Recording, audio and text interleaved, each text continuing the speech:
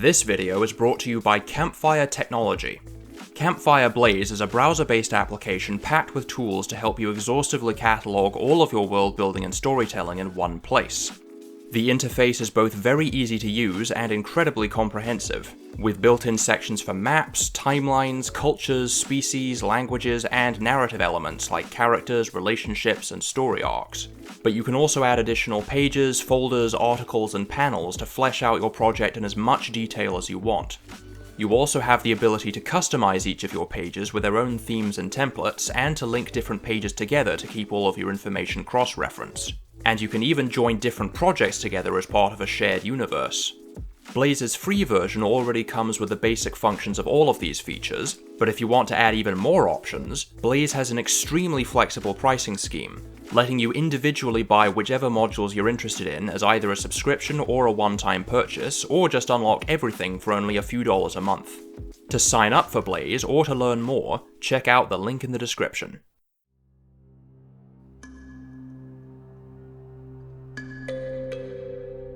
In the last episode, we saw how the eastern and western clades began to diverge from each other as a result of the separation of the two continents. But as well as these continents, there are numerous other land masses across the planet, each one representing a separate instance of allopatry, isolated from and unaffected by evolutionary developments that take place elsewhere in the world. Of particular relevance are islands, which differ from continents in several key aspects that have significant implications for the species that inhabit them. The defining characteristics of islands are their size and their isolation, both of which will affect the potential species richness the island can support. The larger the island is, the greater the number of species it can accommodate, and the closer it is to the mainland, the easier it will be for new species to migrate to it. But these same factors also exert unique pressures on the island's inhabitants, often resulting in highly unusual species and ecosystems in comparison to the mainland. For our alien planet, there's no way we could realistically delineate the ecosystems of every single one of the thousands of islands across the ocean, but we can focus on a select few of them that best exemplify the effects of ecological isolation on the native species.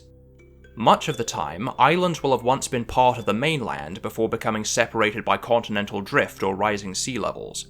On our alien planet, many such islands are likely to form when the eastward and westward movement of the continents eventually grinds to a halt, at which point the coastal mountain ranges, no longer being sustained by tectonic activity, will diminish as they're eroded by wind and rain, and as both continents begin to drift south, the regions of northern tundra will be moved out of the Arctic Circle. Both of these factors will decrease the area available for the formation of glaciers, which may ultimately bring the Ice Age to an end, returning the world to a greenhouse state. This will have many effects on the flora and fauna of the mainland, which we'll follow up on in future episodes, but as this happens, the melting ice caps will cause a considerable rise in sea levels, trapping many species on the islands that form as the low-lying areas become submerged. Let's take a closer look at just one of these islands, a small landmass about 50 kilometers across just off the coast of the eastern continent that we'll call Isla Proxima. On islands like this, the native species will initially be more or less identical to those found on the nearby mainland, which in this case will include clades such as the titanopods, cryptodonts, and camptopods that live along the northern coast. But soon after they become stranded, these clades may undergo some rapid developments in response to their newfound isolation. The smaller a landmass is, the less food and space it will offer, and on an island as small as Isla Proxima, animals that require large amounts of resources may struggle. In particular, large predators often do poorly on islands, since they require extensive hunting grounds and sizable prey populations, which small islands are rarely able to support. On top of this, species that find themselves on island habitats have to contend with the founder effect, the reduction in genetic variation that arises from a new population being established by a small number of individuals, which results in a high degree of inbreeding and increases the risk of extinction. Predators typically live at much lower population densities than their prey, and the very few members of a given species that become stranded on newly formed islands may not be sufficient to form a stable breeding population. All of these factors mean that large predators are especially vulnerable to dying out in isolated habitats, and so are frequently absent on small islands, although there are some notable exceptions that we'll touch on later. Therefore, Isla Proxima may not be able to accommodate the cryptodonts and other large onocodonts, so these species may go extinct on this island soon after the rising sea levels sever its connection to the mainland. While other large animals on Isla Proxima will likely face similar pressures, things will generally be easier for megafaunal herbivores like the titanopods, especially with the disappearance of the big predators, letting them browse on the island's vegetation without fear of attack. However, in comparison to the endless stretches of bountiful steppe and forests on the mainland, the tiny island offers a very limited supply of food, which the titanopods will have to adapt to if they're to survive. One of the most common evolutionary trends for island-dwelling animals is described by Foster's rule, which posits that species may undergo a change in body size to best suit the availability of resources in their environment.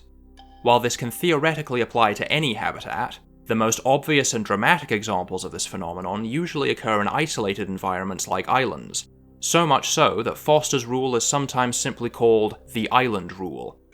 Since smaller animals need less food to survive, large animals that end up on islands very often exhibit a significant reduction in body size in comparison to their mainland counterparts.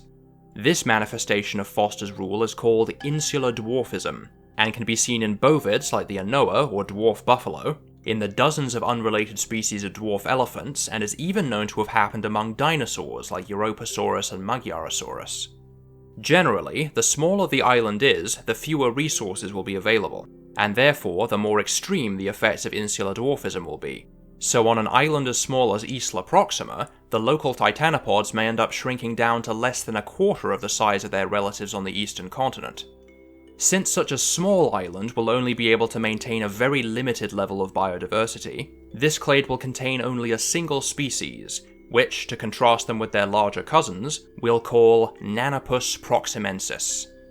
But while large animals like these may respond to their isolation on Isla Proxima by getting smaller, somewhat paradoxically, Foster's rule may also result in other animals evolving in the opposite direction. Living on a small, secluded island means there won't be much competition, which, along with a lack of large predators, will relieve a lot of evolutionary pressure for the inhabitants, particularly for animals that would otherwise need to remain small to help them hide or escape danger. This means that for small animals, islands may actually offer greater access to resources than the mainland, and therefore, in accordance with Foster's rule, they may undergo a change in body size, in this case resulting in insular gigantism, growing much larger than their continental relatives. On Earth, this is seen in numerous species like the Tenerife giant rat, the giant parrots of New Zealand like the kakapo, and the New Caledonian giant gecko, the largest living gecko species. On our alien planet, some of the most common and adaptable osteopods are the Eurychirids, which by this point have become a very successful and widespread group, with their endothermy letting them survive in a variety of climates, and their generalist diets helping them to take advantage of every available food source, giving rise to clades like the Lystrachirids in the deserts and the related Trypanochirids in the temperate steppes and woodlands. And being so prolific, it's more than likely that at least a few species will end up on Isla Proxima. The mainland varieties can vary in size from only about 20 centimeters to almost a meter, and are primarily small scavengers and generalist omnivores. But on Isla Proxima, once the onocodonts die out, not only will they be free to grow bigger, but also to move into the vacant predatory niches. Although their maximum size will still be constrained by the limited food and space on the island, they may still grow into some of the largest of all Eurychirids, going from generalist scavengers to dedicated predators. They may evolve to use their broad digging claws and strong forelimbs to grab prey and wrestle it to the ground, while their serrated pedipalps, once used for stripping meat from inside carcasses, may now adapt into sharp saw-like appendages to pierce their prey's hide and tear off chunks of flesh. Once again, due to the limited species richness the island can support, this clade will include only a handful of species, all of which will be united in a single genus that we'll call Teratochirus. But these won't be the only creatures to take advantage of the demise of the onocodonts. Ever since the onocodonts first evolved, they've dominated the niches of terrestrial hypercarnivores thanks to adaptations like their thermoregulation, centaurism, and cursoriality.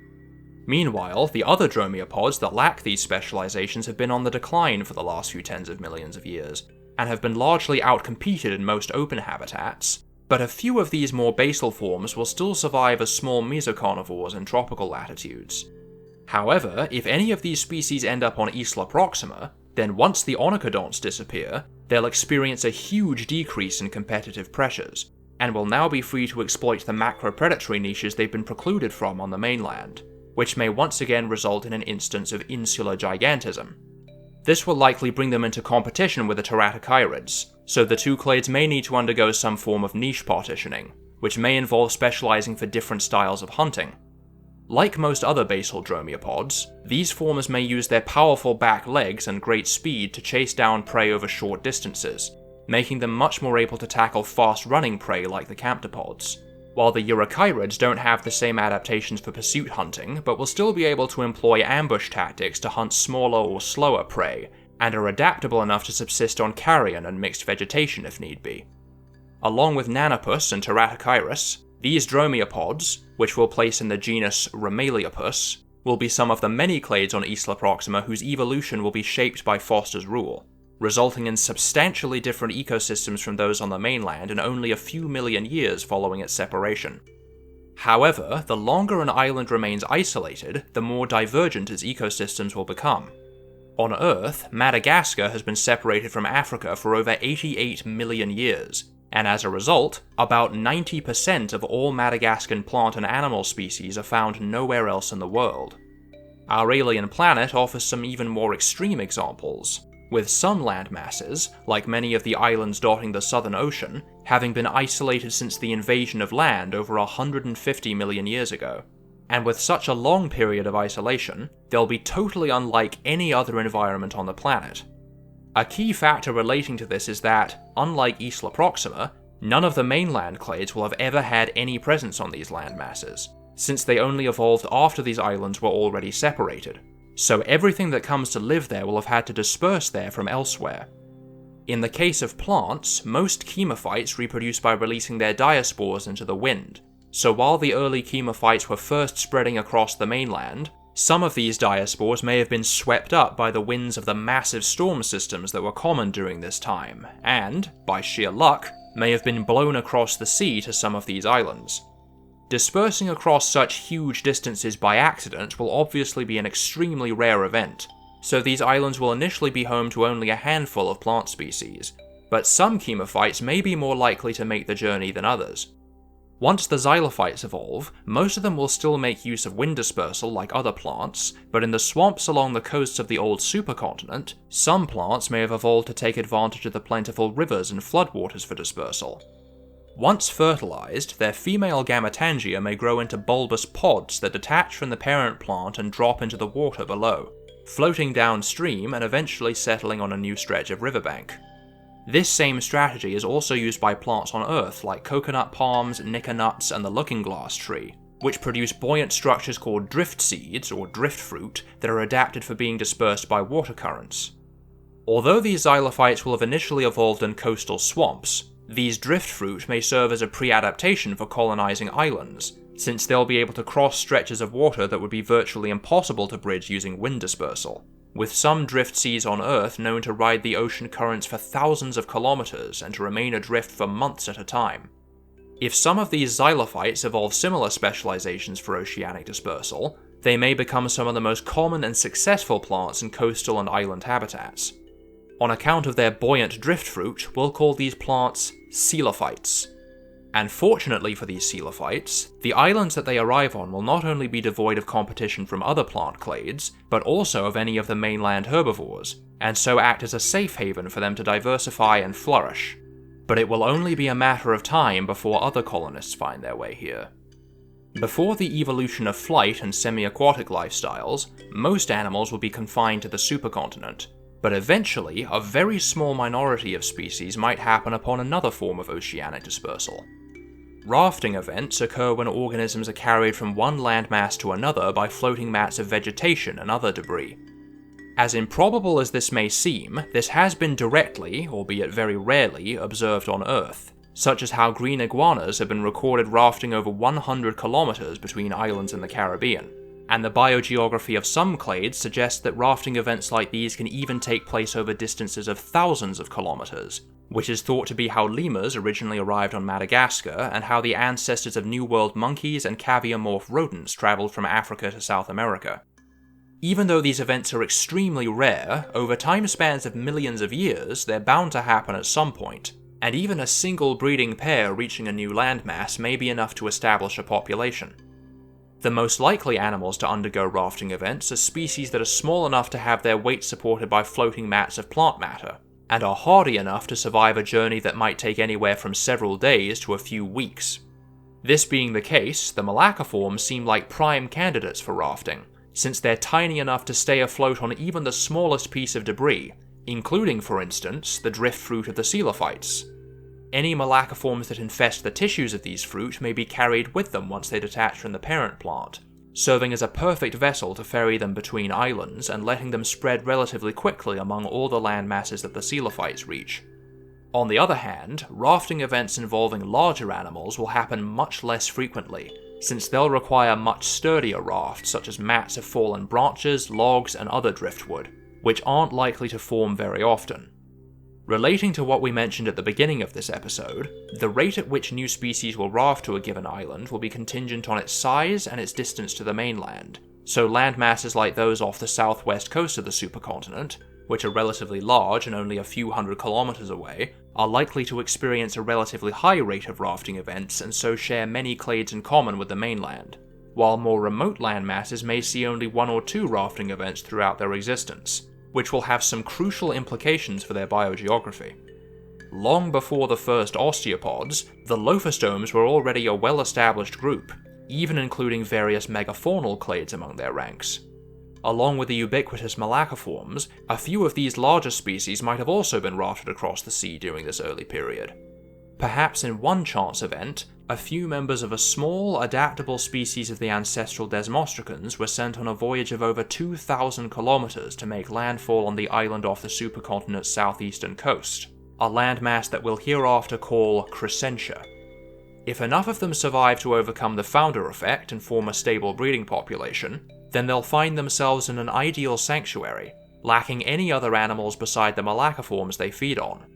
This will be especially fortunate for them considering that a few million years after this rafting event occurs, competition from the newly evolved osteopod clades will drive most of the older lophostome species to extinction, with the only lineage of Desmostricans that survive on the mainland descending from a clade of small malacivores.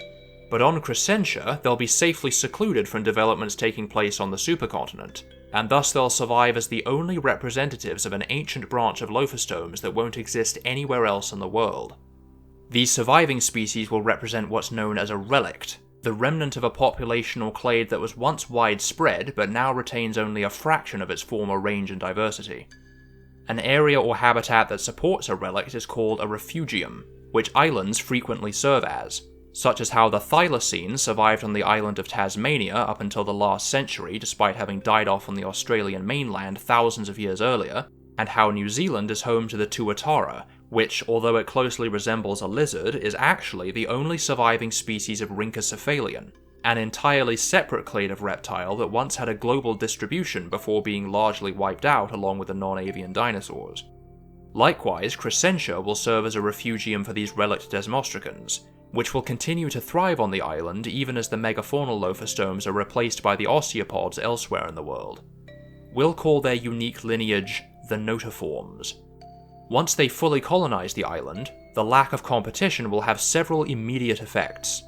First of all, although their lack of an internal skeleton and the diminishing levels of atmospheric oxygen will still restrict them to only a dozen or so kilograms at the most, the abundance of food and the absence of any osteopods to compete with will once again result in insular gigantism, with many species growing much larger than the vast majority of the mainland lophostomes, much like how the lack of mammals in New Zealand has allowed the giant weta to evolve into one of the largest insects on Earth.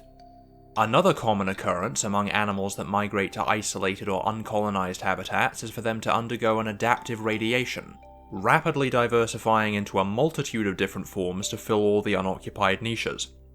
An especially famous example of this is Darwin's finches, which all descend from a recent common ancestor that arrived on the Galapagos Islands within the last 2 to 3 million years that then promptly evolved into over a dozen different species.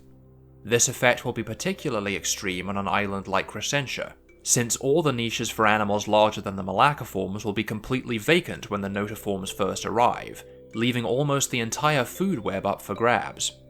The original notiform species that first rafted to the island was a small generalist omnivore, a lifestyle that many subsequent notiforms may retain. But soon after they arrive, one branch may specialize for feeding on vegetation, evolving a large, powerful gut supported by bulky, weight-bearing legs and strong, compact mouthparts to masticate plant matter.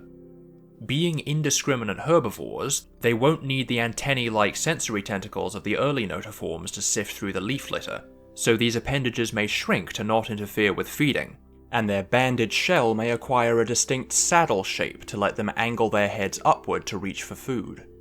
We'll call these herbivores thyreostracans. Meanwhile, another group may specialize for carnivory, evolving into the island's first large predators. Like most lophostomes, the notiforms won't be very nimble animals, with their stubby, boneless limbs only letting them manage an awkward waddling gait. However, the desmostracans are more maneuverable than most lophostomes thanks to their flexible banded shell, and reducing the shell even further will allow the muscles along their flank to contribute to locomotion, increasing their stride length by bending the body into an alternating S shape.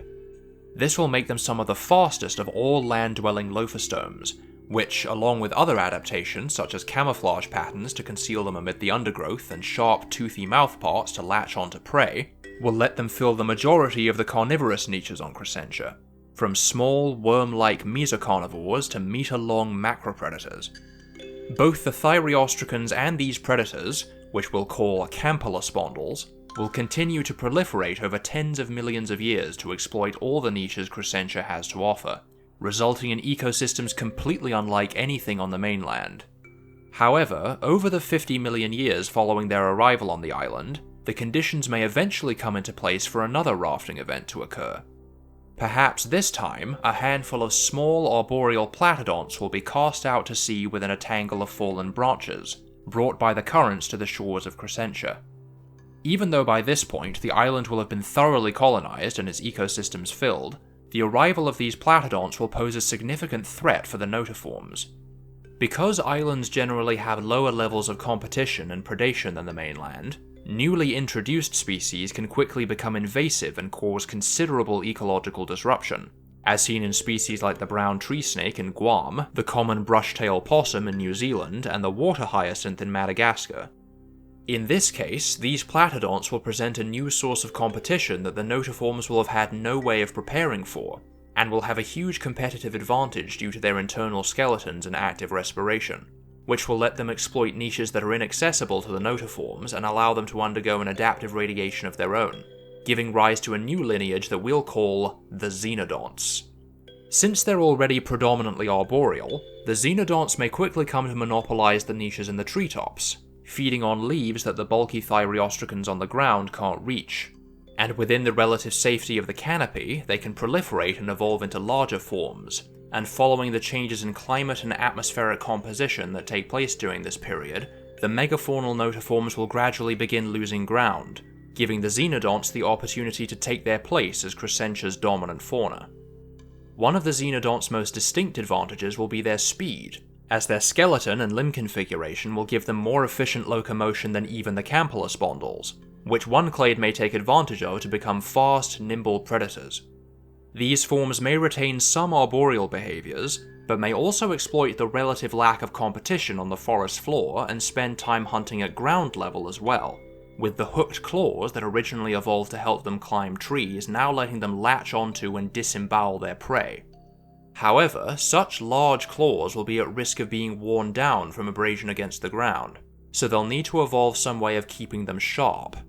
One solution is to keep the claw raised off the ground, like the foot claws of dromaeosaurids or the retractable claws seen in most varieties of cats, the Madagascan fossa, and the grey fox, all of which rely on their claws to both climb trees and to catch prey, and so keep them retracted when not in use to prevent unnecessary wear and tear.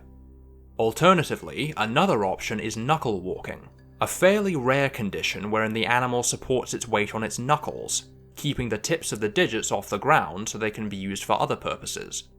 Knuckle-walking can be seen in semi-arboreal animals like chimpanzees and gorillas, which use their dexterous fingers for handling food and climbing, but it's also seen in animals that need to maintain long, sharp claws to help them feed, such as the giant anteater, which uses its huge claws to break open insect mounds, while the extinct calicotheres, which used their claws to reach for and pull down tree branches, even saw the parallel evolution of both knuckle-walking and retractable claws.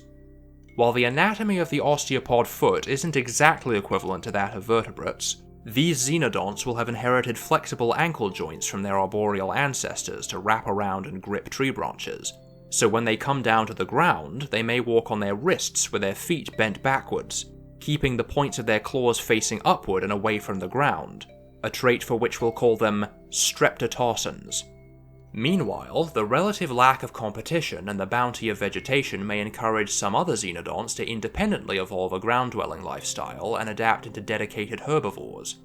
No longer needing to remain light enough to be supported by the tree branches, these herbivores can now afford to grow much larger, evolving into a clade of heavy-set browsers that fill similar niches to the megalobrachids on the mainland, and convergently evolving strong, robust mandibles with flattened teeth to crush and grind down plant material, and a large multi-chambered foregut to maximize digestive efficiency. Unlike the megalobrachids though, their front walking legs, used by their arboreal ancestors to reach out for and to hook onto branches, may retain their large sickle-shaped claws to assist the pedipalps in reaching upward and pulling down foliage towards the mouth. Once again, these claws will need to be kept long for them to be effective in feeding, so these animals will also need a way of preventing them from becoming worn down. But unlike the streptotarsans, which need to keep all of their claws sharp so they can be used for climbing trees, these exclusively ground-dwelling herbivores will only need to keep their feeding claws long, which provides an additional option beyond retractable claws and knuckle-walking. In other episodes, we've seen centaurism evolve in both the onocodonts and the allobrachids, in both instances evolving as a means to allow the animal to run faster and more efficiently. But in this clade, centaurism may occur as a natural consequence of evolving a ground-dwelling lifestyle, as only the hind 3 pairs of legs evolve to bear the animal's weight, with the claws on these limbs becoming blunt and hoof-like, while their front limbs may become specialized for feeding by being held off the ground to stop their claws from scraping against the soil. This will make them vaguely analogous to animals like Therizinosaurus, which, thanks to its centaurism, could afford to evolve enormous rake-like feeding claws to reach for vegetation. Due to this distinctive feeding arrangement, we'll call these xenodonts brachiocephalians. The brachiocephalians and streptotarsans will represent only a fraction of the diversity that the xenodonts will achieve over the tens of millions of years that they hold dominion over the Crescentian ecosystems, but even these creatures won't be able to maintain their supremacy in the face of a rapidly changing climate. With the onset of the Ice Age, the landscape of Crescentia will change drastically, with most of the lush jungles giving way to seasonal forests and tundra. This will be a huge challenge for the native species, as most animals on Crescentia won't have any form of thermoregulation, making them very sensitive to cold temperatures. And with the scarcity of food brought on by the retreat of the tropical forests, only a small minority of Crescentia's former diversity will manage to survive. But on top of this, during the glacial periods, the stretch of sea between Crescentia and the eastern continent will shrink as the sea levels drop. And if the sea freezes over, it may be possible for animals to travel from one landmass to the other. Crossing a several 100-kilometer stretch of sea ice will be a hazardous and impractical journey for most animals, but a small number of migratory or wide-ranging species from the mainland might be able to trek across the ice and find their way to Crescentia. The most likely animals to make a journey like this are small, adaptable species that are able to withstand the cold, which on Earth include animals like the Arctic fox and the Falkland Islands wolf, both of which were able to cross the frozen seaways that formed during the last Ice Age to arrive on Iceland and the Falkland Islands respectively, and are both the only land mammals other than humans to ever inhabit their home islands. In this case, the allodonts living along the southern coast of the eastern continent are generalist enough to feed on whatever food they can find on the icy plains, and their endothermy will help them resist the cold once the Ice Age arrives, an advantage they may strengthen by evolving a shaggy coat of fur from the tiny setae that cover their bodies, a near-identical development to what occurred in the closely related thecopods, making the two clades appear very similar despite existing on opposite sides of the planet. For these cold-adapted allodonts, which we'll call eriotheres, migrating south would present an escape from the fierce competition of the mainland, prompting at least one species to cross the frozen seaway to Crescentia. By the time they arrive, almost all the large xenodonts will have died out, so they'll face very little competition as they move into the island's megafaunal niches. And once the Ice Age ends, they'll become stranded on Crescentia as the sea ice melts, leaving them to thrive in allopatric isolation just as the notiforms and xenodonts did before them, undergoing their own radiation over the coming tens of millions of years as Crescentia continues to slowly drift south. But Crescentia will be only one of thousands of islands scattered across the ocean, many of which will be too small and remote to be reached by crossing sea ice or land bridges, and for which rafting events will be vanishingly rare. By far the most likely animals to make it to islands like these will be flying and semi-aquatic clades, especially migratory species that are adapted for travelling over long distances. The first clade of animals to develop flight were the Opisthophorans, and once long-ranging species like the Magnopterans evolve, it won't be long before some of them adapt for a seagoing lifestyle, soaring over the ocean and snatching acanthopods out of the water, much like seabirds and fishing bats on Earth. For animals like these, remote islands will serve as ideal mating grounds, where they can carry out their courtship and lay their eggs without needing to worry about predators. This degree of safety may even encourage some animals to spend their entire lives here, which may go hand in hand with another development. Flight provides a number of distinct advantages, especially when it comes to dispersal and escaping predators, but it comes at a steep metabolic cost, hugely increasing the amount of food the animal needs to consume and requiring a number of anatomical specializations to be efficient. This means that if a flying animal finds itself in an isolated environment with few predators, then flight may no longer be useful enough to justify its energetic demands, and the species may end up losing its ability to fly altogether. As such, flightlessness is an extremely common evolutionary trend on islands, seen in groups like the elephant birds of Madagascar, kiwis and moa in New Zealand, dodos on Mauritius, and many, many others. Becoming flightless may also allow species to expand into new niches with which flight would be incompatible. Since the majority of seabirds feed on fish, they obviously need to enter the water in order to find and catch their prey. But swimming and flying are very different forms of locomotion, mainly due to the drastic difference in density between water and air, and specializing for moving through one medium will unavoidably decrease the animal's efficiency of moving through the other. This is exemplified by seabirds like the pelagic cormorant, whose short, broad wings help them steer while underwater, but also give them the lowest flying efficiency of any bird species. This trade-off has also shaped the evolution of specialized feeding behaviors.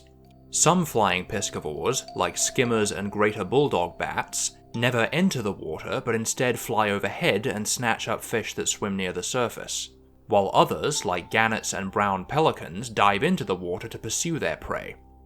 For species that specialize for piscivory, the pressure to evolve effective swimming may outweigh the benefits provided by flight, so becoming flightless will allow them to adapt more completely for aquatic life, and has consequently occurred in many seabirds like penguins, great auks, and some varieties of waterfowl. Likewise, many of the island-dwelling Magnopterans will no longer need to worry about evading predators or dispersing to new areas, so they can afford to give up flight entirely to let them more efficiently hunt aquatic prey. This flightlessness may be accompanied by an increase in body size, not only due to insular gigantism, but also because larger sizes increase diving efficiency. This will be complemented by their efficient respiratory system and the internal support provided by their gladius, letting them grow into some of the largest lophostomes on the planet. To support a heavier body, their wings and canards, having a much greater degree of musculature than the boneless walking legs, may take over the role of locomotion on land as well, letting them awkwardly haul themselves along the ground, unlike most other Opisthophorans which fold their wings backward when they land. These wings may shorten into a pair of powerful flippers to provide effective underwater propulsion, while the canards will help them steer and maintain stability, making their style of swimming less like that of wing-propelled divers like penguins and auks and more similar to that of foot-propelled divers like loons and the extinct Hesperornis. Along with a more streamlined body, they may evolve valves within their spiracles to let them hold their breath while underwater, and the regional endothermy that lets their wing muscles function optimally will also allow them to maintain a stable body temperature in cold water. which will be of great benefit once the Ice Age arrives, and will give them an advantage in competing with other semi-aquatic clades like the Actitheres. These creatures, which we'll call Diptopterids, will be just one of many Opisthoperan clades that independently become flightless in response to their secluded island habitats, and once they're sufficiently adapted for a semi-aquatic lifestyle, they'll be able to swim across the sea to reach other islands or even the coasts of the mainland, coming ashore to breed and to lay their eggs.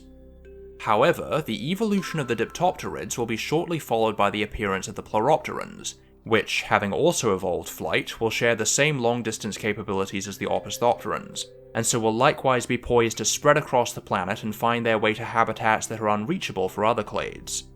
Since the Opisthoperans evolved over 60 million years before the Pleuropterans, they'll have had a head start in colonizing most islands, but a perfect opportunity for the Pleuropterans may arise with one particular geological development. Over millions of years, underwater volcanic activity fueled by hotspots on the planet's mantle can produce plumes of rock large enough to emerge above the ocean's surface, effectively creating a brand new island or even chains of islands as the crust slowly drifts over the top of the hotspot. On Earth, islands like Iceland and Hawaii were formed through this process, and on our alien planet, one such hotspot may occur in a remote region of the ocean, resulting in the formation of an archipelago that we'll call Pyronesia. When they first form, these islands will be nothing but barren outcrops of solid rock, completely devoid of any native species, but even habitats as desolate as this will still attract species to colonize them. However, as this archipelago will be over 4,000 kilometers from the nearest coast, it will be almost impossible to reach with passive dispersal mechanisms like rafting, so flying animals will once again be the most likely organisms to find their way here, including not only the Opisthoperans but also the newly evolved Pleuropterans.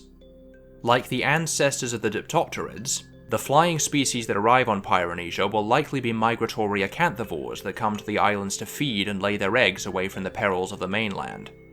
As they migrate to the archipelago, they may unwittingly bring other clades with them, such as phoretic malacoforms clinging to their skin and the diaspores of plants adapted for animal-assisted dispersal like the chromatophytes.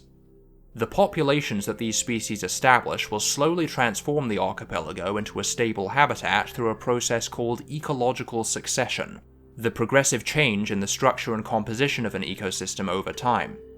Succession can be divided into primary succession, in which an ecosystem forms in a brand new habitat with no pre-existing species, and secondary succession, where the ecosystem recovers after an ecological disturbance.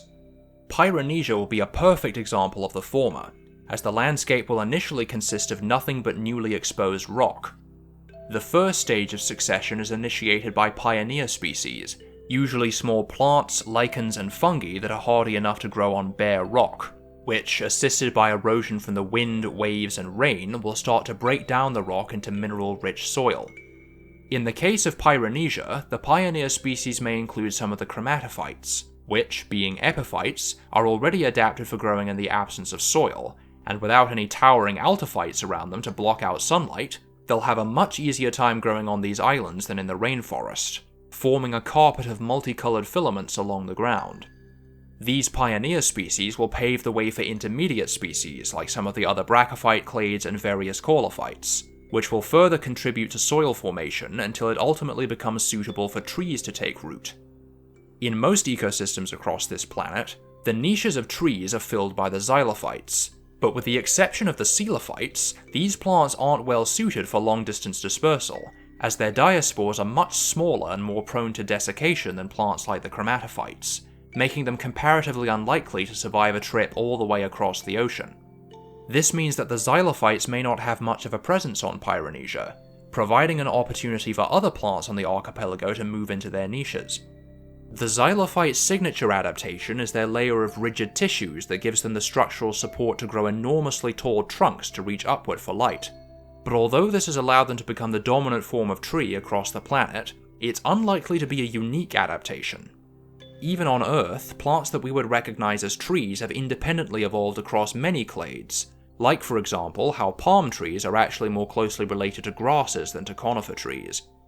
Similarly, on our alien planet, even though the xylophytes are the most widespread group of tree-like plants, there are likely to be many other plants that have convergently evolved tough, inflexible stems for greater support. And on Pyronesia, with very few xylophyte species to compete with, one such clade may now be able to grow into the archipelago's dominant large flora, a clade of plants that we'll call Nothodendrons. And throughout the process of succession, new niches will also be opened for animals as well, which may incentivize the migratory Opisthophorans and Pleuropterans to take up permanent residence here and to integrate with the local ecology. And with no other diplostomes or osteopods on the islands, the conditions will be ideal for both clades to undergo an adaptive radiation to spread into every niche the islands have to offer. Unlike the ancestors of the Diptopterids, the Opisthophorans on these islands will still need to contend with a considerable amount of competition and predation from the Pleuropterans, and so they may still retain their flight to help them escape danger. Due to their limited size and lack of a true skeleton, they won't be able to effectively compete for the niches of apex predators and megafaunal herbivores, and so will be relegated to the niches of malacivores, scavengers, and even frugivores and nectarovores, convergently evolving to fill similar niches to the Picopterans and Leptopterans on the mainland. On the other hand, the Pleuropterans will be at the top of the food chain, so once they begin adapting for ground-level niches, their flight may be more of a hindrance than an asset, with their wings restricting their movement through the dense groves of Nothodendrons. But if they become flightless, the middle two pairs of legs and the wing membrane they support can shrink so as to not get in the way of the forelimbs and hind limbs, which will be the only legs involved in locomotion, making these forms the only quadrupedal osteopods to evolve thus far, and thus giving them some of the most energy-efficient locomotion of any land animal. In reference to the vestiges of the wing membrane connecting their legs, let's call these animals Chlamypterans. No longer constrained by the demands of flight, these Chlamypterans will now be free to expand into new niches that they would otherwise be precluded from. As mentioned in Part 9, leaves are difficult to digest and don't offer enough nutrition for folivores to maintain a very active lifestyle, making them a poor food source for flying animals. But once these Theropterans become flightless, they won't need to maintain such a high-energy diet and will now be better able to exploit the niches of large herbivores, similar to how the majority of ratite species took up herbivory after they gave up flight. To cope with a constant input of tough, nutrient-poor foliage, these Theropterans may evolve an expanded, complex foregut like many of the megafaunal clades on the mainland, and an elongated cephalothorax to browse on the leaves of the Nothodendrons. In compliance with Foster's rule, their body size may be contingent on the availability of food on their home island, which, while not enough to let them grow to sizes comparable to mainland megafauna like the titanopods, will still let these animals, which we'll call hypsirhynchids, evolve into some of the largest animals on Pyronesia. And with clades like these filling the herbivorous niches, other varieties of Chlamypterans may subsequently adapt to prey on them. Having evolved from the same flying ancestors as the hypsirhynchids, they'll inherit the same long-legged gait, chasing down their prey in a sort of bounding gallop. Their pedipalps, used by their ancestors to snatch acanthopods out of the water, may evolve scythe-like claws to kill and dismember their prey, recalling large island-dwelling predators like the giant marabou stork and the enormous pterosaur Hatzegopteryx. With the evolution of these predators, which we'll call temnorhynchids, all of the major niches on the Pyronesian ecosystems will be filled, and the process of succession will reach a point of equilibrium, culminating in what's sometimes called a climax or steady-state community. Processes like these will occur on each and every one of the innumerable islands on this planet, each one independently cultivating its own unique assemblage of species and ecosystems, with the few we've described here serving to illustrate a small selection of noteworthy island-dwelling clades to evolve throughout the planet's history up to about 20 million years or so after the Ice Age comes to an end. But away from isolated habitats like these, there are other innovations quietly taking place across the world at large that deserve special attention. In the next episode, we'll return to the mainland to take a closer look at the evolution of sociality and cooperative behaviours. Thanks to all the artists on Discord who contributed artwork for this episode, and who saved me an enormous amount of time and effort when making these videos while simultaneously making them look a hell of a lot better in the process. Links to the main server and the Alien Biospheres fan server in the description. And once again, a massive thanks to all the patrons, whose continued support makes videos like these possible. Thanks for watching, and I'll see you in the next video.